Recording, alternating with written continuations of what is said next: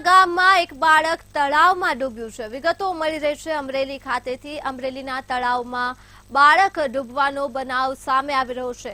આ સાથે જ વિગતો મળી રહી છે રાજુલાના છતડિયાના તળાવમાં 15 વર્ષીય બાળક ડૂબ્યો છે, ત્યારે 3 બાળકો એક સાથે તળાવ કાંઠે પગ ધોતા આ ઘટના બની હતી। તો વિકાસ અધિકારી સાથે પોલીસની ટીમો પણ ઘટના સ્થળે પહોંચી હતી। એક પોલીસ કર્મચારી બહાદુરીથી તળાવમાં કૂદ્યો હતો। વિગતો મળી રહી છે બાળક ડૂબવાની। તળાવમાં બાળક ડૂબ્યો છે ત્યારે તળાવમાં કૂદીને શોધખોળ શરૂ કરી દેવામાં આવી હતી।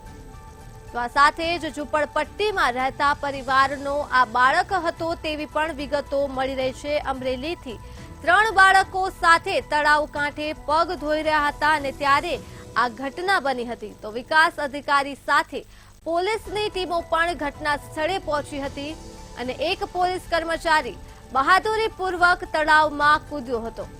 અમરેલીથી માહિતી મળી રહી છે બાળક તળાવમાં ડૂબ્યું છે અમરેલી ખાતે।